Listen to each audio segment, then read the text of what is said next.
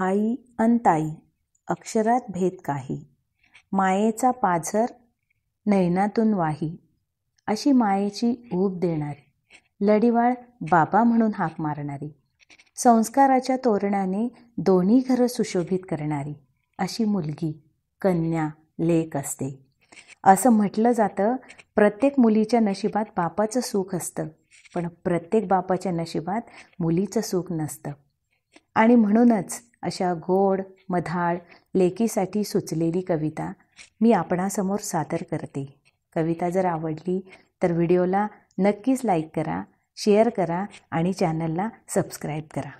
लेक लाडाची मयाळ, जणू गुळाचं गुऱ्हाळ, आंबा हापूस रसाळ, जणू पोळ ग मधाळ.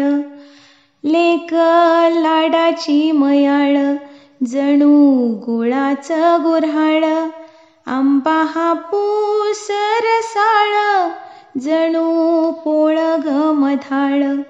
उपजत असे गुण, नात्या गोत्याचा गमेळ, बाळपणीच मांडला तिने भातुकलीचा खेळ.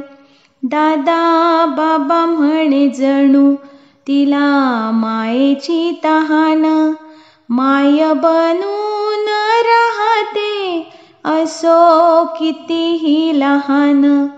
हट्ट करे जवा भाऊ, तिचा देई त्याला खाऊ, जो जवे खेळवे त्यासी, लाडाने ती घाली जेऊ. बांधे राखीचा तो धागा, मनी असू दे रे जागा, हाती आला जरी चुडा, नको जाऊ दे उतडा. आधी आईची गसून, मग बाईची ती होय, सर्व कामात अव्वल ती निभावून जाय. माय बापाची ती लाडी, असे अमृताची गोडी, सप्तपदी चालताना दोन घराला ग जोडी.